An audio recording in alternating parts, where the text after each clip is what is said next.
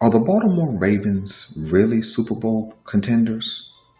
Should Ravens Nation still have hope that we can contend? We'll get into the truth about the Ravens next on the GM.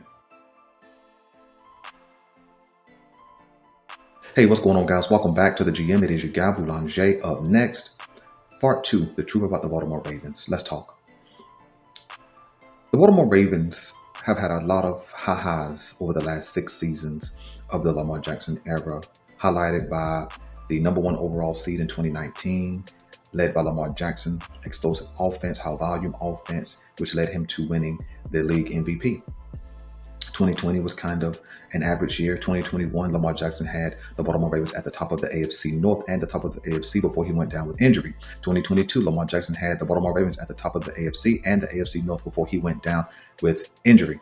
In 2023, Lamar Jackson had the Baltimore Ravens at the top of the AFC North and AFC, and he won his second MVP. That season culminated with an AFC Championship loss. We rolled into 2024 offseason, and we had a lot of loss, both in the coaching realm and in player free agency. We roll into 2024 with a rebuilt offensive line, not many upgrades to the wide receiving corps. The big pickup was Derrick Henry. And I believe that we evaluated this defense to be good because of the names on the back of the jersey. We did not expect what we have seen over 11 weeks from the defense. Nevertheless, this is our 2024 Baltimore Ravens. Here is the truth, guys. And I know I'm going to get into a little bit of trouble. Some of you may unsubscribe, and that's totally your choice. But you guys don't come here for fluff. You guys do not come here because I tickle your fancy. You guys come here because I have been brutally honest about this team. Here's the truth. There is no Super Bowl coming to Baltimore. And there is no Super Bowl coming to Baltimore when? Anytime soon, unless the necessary changes are made. There are changes at the top of this organization. I will not talk about the GM today. That'll be for the bye week. But there are changes at the top of this organization, beginning with the head coach, the offensive coordinator, defensive coordinator, and other supplemental coaches that need to be revamped, renewed, restored, refreshed in order for this team to be Super Bowl bound. So you got the quarterback thing figured out, right? And even with a suspect offensive line at times, he, that being Lamar Jackson, has been able to make the necessary plays, move around in the pocket, escape the rush, all those kind of things to keep this team in contention for the playoffs, not for a Super Bowl. We've seen Lamar Jackson's greatness be on display, whether it's elusiveness, his speed, his ability to run, and also his ability to pass. Let's not exclude that. Okay? And so we can absolutely talk about Lamar Jackson. He was inaccurate yesterday, or he's been inaccurate at times on big games. He seems not to play at his highest level. But the other part that we're missing, right? And I get players play, coaches coach. But the other part that we're missing is there has been a consistent coaching deficit over the last 6 seasons. There has been a significant personnel deficit over the last 6 seasons.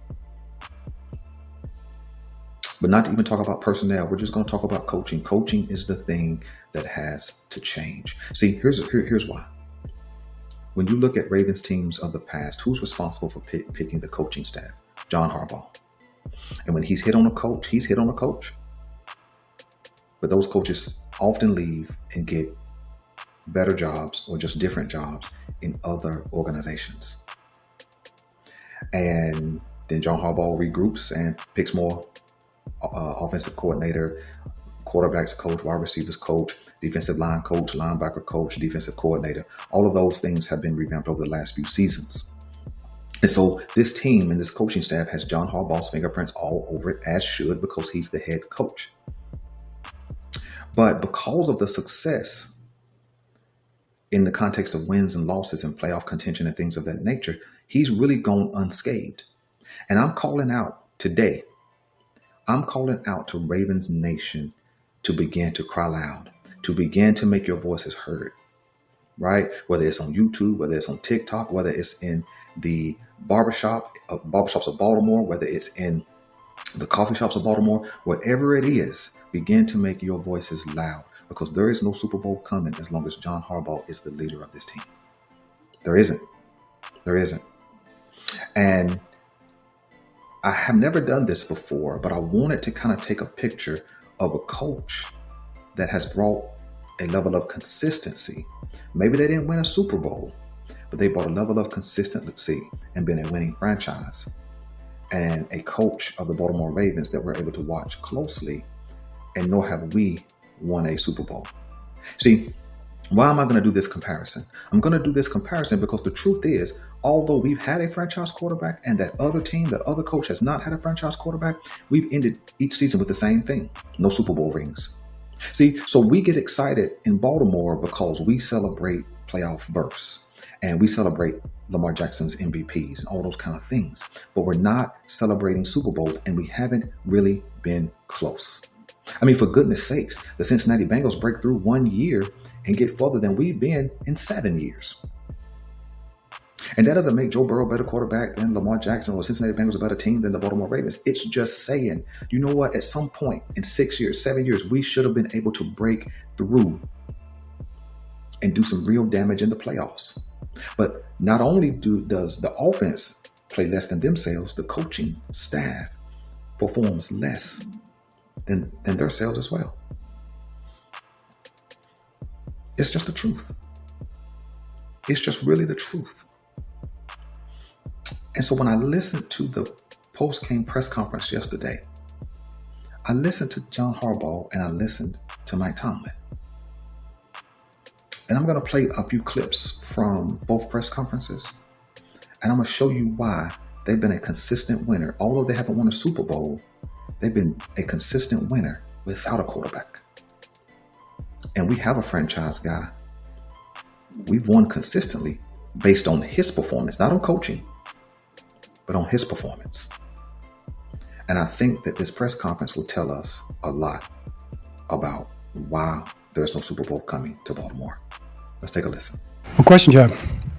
Ravens offense has been doing so well throughout the whole season. What do you think? What was the difficulty? What was Pittsburgh doing to create so many difficulties? The biggest thing was we just got into second and long too much. Second long, then ends up being third and long too often. Penalties have set us back too much. What's it going to take for this team to cut down on penalties? I mean, it has been an area of weakness this year. It's definitely something we got to do. We got to cut down on the penalties. That's very important. We've done it before on offense. We haven't had a lot of those in some of our big offensive games, but today that was a big problem. Communication issue or discipline thing? Is there anything that you can kind of think about? Look at the tape. That's what you do. Look at all the different situations, and if you can come with some big, one thing issue that you're looking for with that question, and we'll have it. If not, it'll just be those standalone type situations. Just depends on each circumstance. Is there confusion on that 2-point play? Does it look like Likely and Aguilar on the left side there? Not that I'm aware of. I'll have to look at it on tape and talk to the coaches, but not that I was aware of. Nothing was talked about during the game, and I didn't see it. There's thought to putting Derrick Henry in on that play? We'll talk about that stuff before. We have 2-point plays called. We called the one. They called timeout. We called the next one. John, right at the end of the first half, you took over about the 11-yard line with less than a minute left. There was a fumble. They got the ball back. What went into being aggressive in that situation at that time? Well, I mean, it's a screen, which is like a run. And you can't take a knee there. I mean, they have 3 timeouts. You take a knee, they're calling them timeouts. You're punting from your own, 12-yard line or whatever it was. So you got to try to get at least a good play to start so they don't call their timeouts. It's just a fumble. John, we know Tucker's his own biggest critic. We know he has a long track record. How concerned are you with his struggles continuing, especially in a place he's had so much success kicking here in the past? Yeah, Tucker needs to make kicks. He knows that. That's important. He makes them in practice, and he made the long one later, which is good to see, which means he's still very capable of it. Kick him straight. We'll be good. John, I know you had the 3 timeouts, obviously. Was there ever any thought about an onside kick right at the end with a minute? We considered it. We felt like the best chance was to get a stop and get the timeouts, get the ball back with about 45 seconds, have a chance to get in field goal range and see if you can win it right there. We thought that was better, and the percentages, I think, would bear us out as opposed to getting an onside kick, which is hard to do. Is there anything like the Steelers doing defensively or anything doing against Lamar or just? I thought they played well. It was more than anything, it was the penalties that set us back on second, first down and second long. On that failed 2-point conversion, was it an RPO? Was it a run that Lamar just kind of pitched away? Or it was a play that we have. I don't think I need to describe all the details of the play, but it was not an RPO, no. Any update on Roquan? He left the game. No updates on any injuries right now. It's about 5 minutes after the game, right? John, Eddie Jackson didn't make the trip. Any reason why? I have nothing to report on that, right? John, we saw Marlon leave with like 50 seconds. He went to the tunnel. Yeah, I don't know anything about that. Okay, thanks. When you listen to John Harbaugh's post-game interview, what you first recognize, he's in his feelings from the beginning. He's kind of snappy. He's short. He's interrupting the reporter's questions. So it lets you know already how this interview is going to go. Okay. And just like always, it's kind of a whole hum, things happen kind of answer. When the reporter says, hey, what happened in the game, basically? Oh, we just got in second and long too much, which then turned into third and long. Well, duh, he's not asking you about second and long and third and long. He's asking you what happened.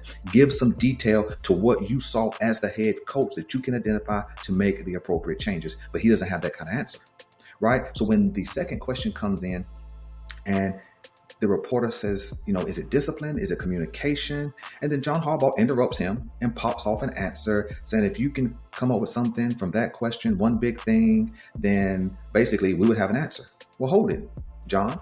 It's not the reporter's deal to come up with the answers for what's wrong with the team. It's not the reporter's issue to determine what's going on with the team. He's asking you, hey, John, what is it about the penalties? They've been asking you probably for 11 weeks. Hey, John Harbaugh, head coach, what is up with the team's discipline? Why are they undisciplined as a team? Why do they continue to have these holding penalties, offside penalties, illegal formation penalties? Why is this the deal? See, it's more than just second and long. It's more than just third and long. It's an overall team discipline issue. And what John Harbaugh typically does when they lose, right? He refuses to answer questions with real answers because you know why? A lot of the times when the Baltimore Ravens lose, there is a measure of coaching that is implicated, right? When we lose to the Kansas City Chiefs in game number 1 of this season, the proper question would have been, why didn't we run the ball more, right? That's what you went out and got Derrick Henry for. When we lose the game number 2 against the Raiders, the question would have been, why can't your defense hold a lead? Why would they give up a 10-point lead when Lamar Jackson and the offense had put him in position to win? Why did the offense go modest instead of continuing to go for the kill shot, right? That would have been a question. Both of those games, team was undisciplined in those games as well, right? An appropriate question is, hey, John, what went right against the Buffalo Bills that didn't go right in week 1 and week 2? He's a franchise guy. He's a guy who's had some dominance over the Baltimore Ravens a time or two. So what went right, right?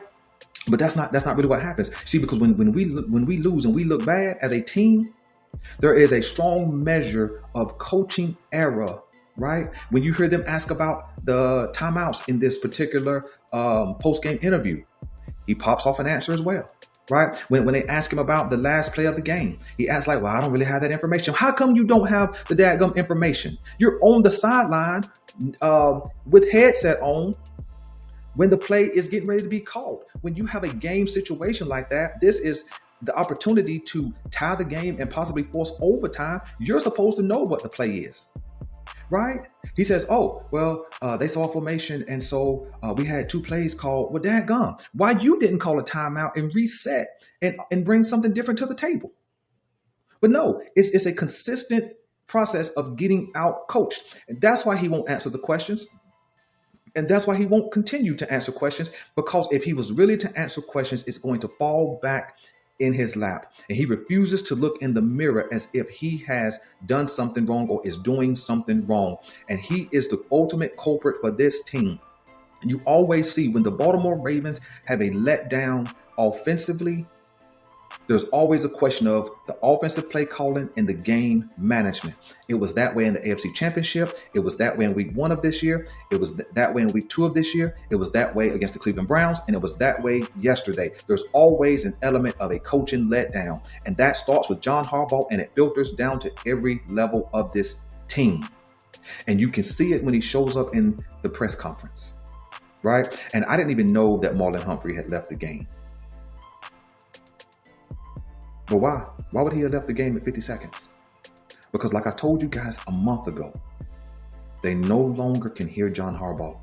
Because if we can recognize things wrong from our TV screens or from the stands, how much more can they recognize if they're in the locker rooms hearing this foolishness over and over and over? They've asked the defense to step up. They've asked the defense to do a better job. The defense does a better job, and we still get out-coached. Again, with understanding, players play and coaches coach. So there was a method of execution. But the part of coaching that impacted this game was the discipline. And that starts with the head coach. This team has been undisciplined for 11 straight weeks. That is the reason why, okay? That is the reason why we lead the league in penalties and also in penalty yards, because of coaching. That's because of coaching. You see, and then he had a couple of injuries that he got asked a question about. And I don't know, it's 5 minutes after the game, ain't it? Well, hold it.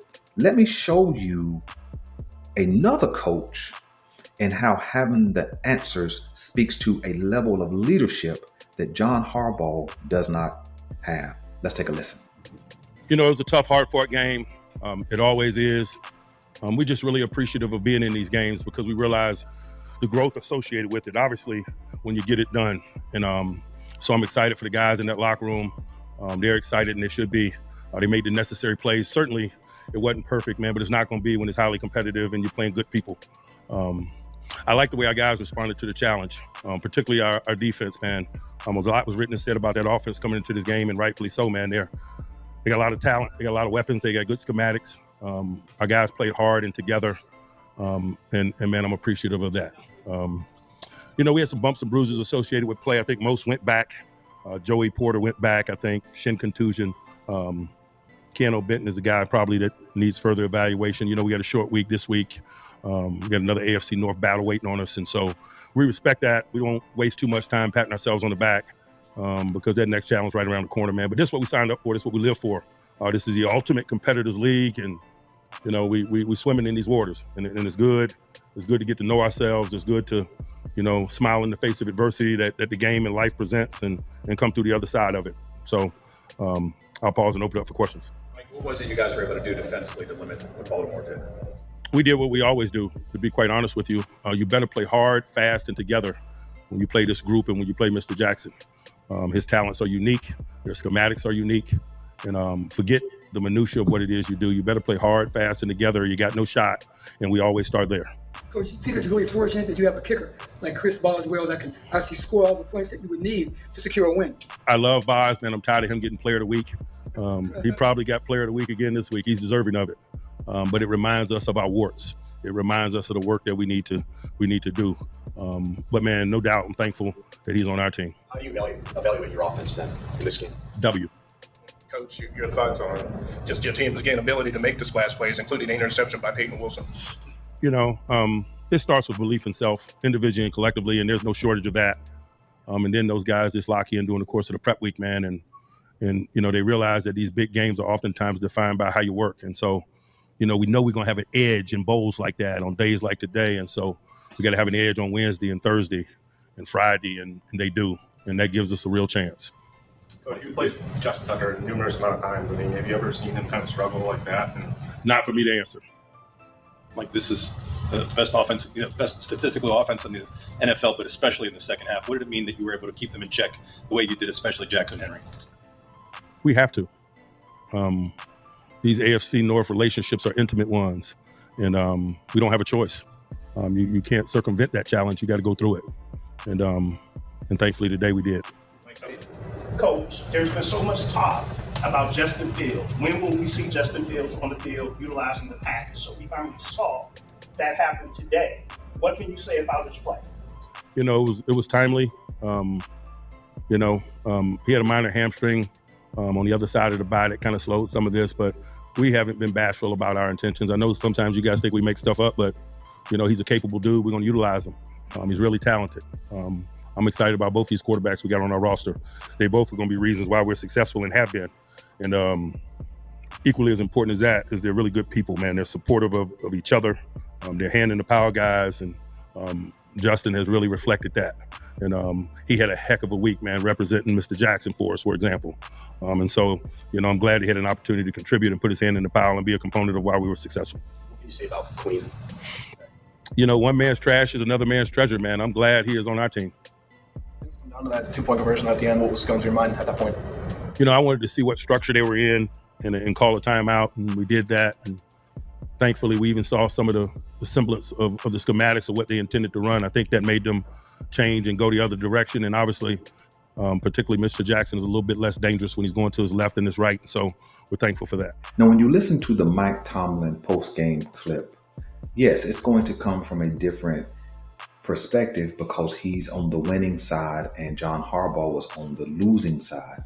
But I want you to pay close attention to the content of the commentary, right? Mike Tomlin spoke elaborately even before the first question was answered about the game and the process leading up to the game and what they had to do to get the win. You understand? And then when he is asked a question, Mike Tomlin is a matter of fact.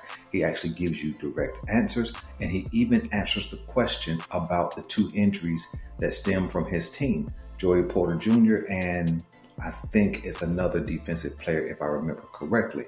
But he answered it, right? It's no difference in time frame when Mike Tomlin gets on the stand and gives his post-game commentary to when John Harbaugh gets on the stand and gives his post-game commentary. One of the biggest differences is John Harbaugh, again, continues to act like he's the smartest person in the room. He acts as if not talking about injuries and things of that nature gives him some type of advantage by keeping that information close to the vest. But it does not give you any advantage. And he's flat out telling a lie. You want to know how I know he's telling a lie about not knowing the injury statuses? Because on the live telecast, we also got an injury update at home about Roquan Smith. So therefore, if we got a live injury update, then he would have also had to know what was going on with Roquan during the game because Roquan did not re-enter. So if Roquan doesn't go back into the game, who's going to know that? John Harbaugh is going to know that. So he's always playing these mental gymnastics and he's losing at those efforts. Has this, but back to Mike Tomlin. Mike Tomlin sits in the chair, answers the questions with a matter-of-fact disposition. He doesn't waver, right? He even addresses those things that they needed to improve on. He even addresses those things that he thought they did well. And then, although it wasn't the final comment in the Mike Tomlin post-game press conference, he still makes sure he takes a shot at the Ravens and says, one man's trash is another treasure. Speaking of Patrick Queen, right? And I'm going to tell you something that's happening. You guys may not think that is real. I think that is real. Remember how Mike Tomlin was courting, old school word for dating. He was courting Patrick Queen all the way back when Patrick Queen was just in his second year. And then he was making good and positive comments about Patrick Queen into 2022 when he called Patrick Queen the best linebacker in the AFC. And all of a sudden, Patrick Queen ends up where? I think it's interesting how when Mike Tomlin talks about one Lamar Jackson, he refers to him consistently as Mr. Jackson. He even talked about, hey, how Justin Fields emulated Lamar Jackson in practice this past week. But there is nothing like getting the real thing. You see, I think it could be something to this. Now we can overlook it. We can kind of, ignore it. And I know that it would take him, Lamar Jackson, leaving the Ravens as a free agent for it to happen. But I think it may be something more to it. Mike Tomlin likes what he likes. He digs who he digs. And we know that many past Ravens have ended up in Pittsburgh. And this team has 2 contributors. Deshaun Elliott, who played a big role in this win for the Steelers. And also, of course, Patrick Queen. And so I wouldn't be surprised that in a couple of years, if Lamar Jackson and the Ravens come to odds, that Pittsburgh doesn't start looking and listening for what happens with Lamar Jackson in Baltimore. I'm just saying. All right. But another thing I want to point out about Mike Tomlin is how he talks about a game plan. He talks about how, you know what? We did have a package for Justin Fields. He had an injury which slowed down the implementation of the package for Justin Fields. But here we are in this game. We saw fit to use him, and they used him effectively. Justin Fields ran for like 7 yards. And then he also, I think, was in there when they tried to pull off another play or two. But all it took was a couple of plays for Justin Fields to have his impact. And I'm sure as they go down the stretch, they'll use him more. That's what you call a coach. That's what you call a game plan. And that's what you call implementation of that game plan. You see, I'm not comparing Mike Tomlin, the man, and John Harbaugh, the man. I don't know either to compare them in the context of character. I'm comparing the coach and the performance of those coaches. It's no question why Mike Tomlin has owned John Harbaugh in the last 9 contests. Mike Tomlin even let us in to why they've beaten up on the Ravens consistently. When the question was asked, hey, what did you do to contain this high-powered offense? What did he respond and say?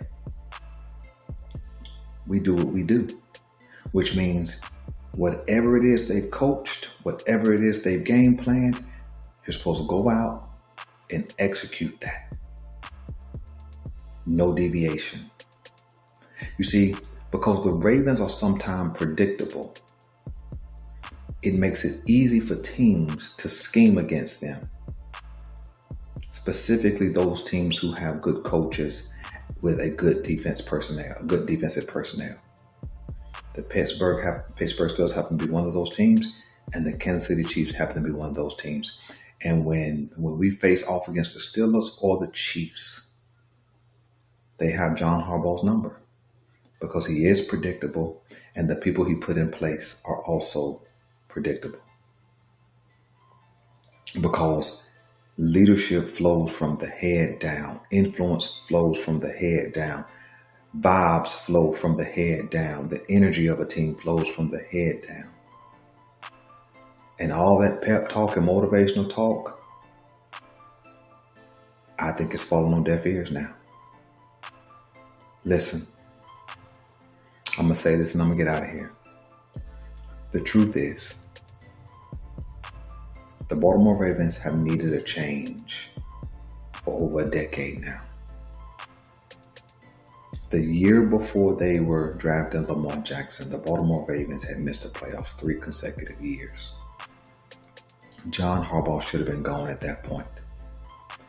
In the 2018 season, that team was also going nowhere until Lamar Jackson jumped on the scene as a starter halfway through that season, which absolutely saved John Harbaugh's job, and it has kept him employed over the last 7 seasons. John Harbaugh is a winning coach because, and only because, let me say that again, because and only because Lamar Jackson has been the quarterback of the Baltimore Ravens for the last 7 seasons. That's it. That's it. Because this team has not drafted well consistently. They have not developed players consistently, and they haven't got into free agency with any kind of consistency. And all of those areas are what's going to hold this team back, starting with the head coach. And that's the truth. And I'm seeing a groundswell begin to happen in Baltimore. And so, man, listen, I want you to hear me. I'm starting a campaign right now. If the Baltimore Ravens don't win a chip this year, I'm not talking about playoff success anymore. I'm not talking about AFC Championship. If they don't win a chip this season, we have to begin the campaign around week 14, 15, 16, because you know why? We're going to be able to tell if any of the things that we've seen are improving. We've had 11 weeks of evidence. It has not improved. I don't foresee it improving. We have to start the campaign, right? That John Harbaugh has to go. See, if you stop spending your money, if you stop buying season tickets, if you stop showing up at the stadium, the message will become loud and clear. It's not that I don't like John Harbaugh as a guy. He seems like a good dude, a good person to have as your neighbor. But as the coach of the Baltimore Ravens, I think his time is up. Listen, I'm your guy Boulanger. This is the GM. And until next time, I'm out.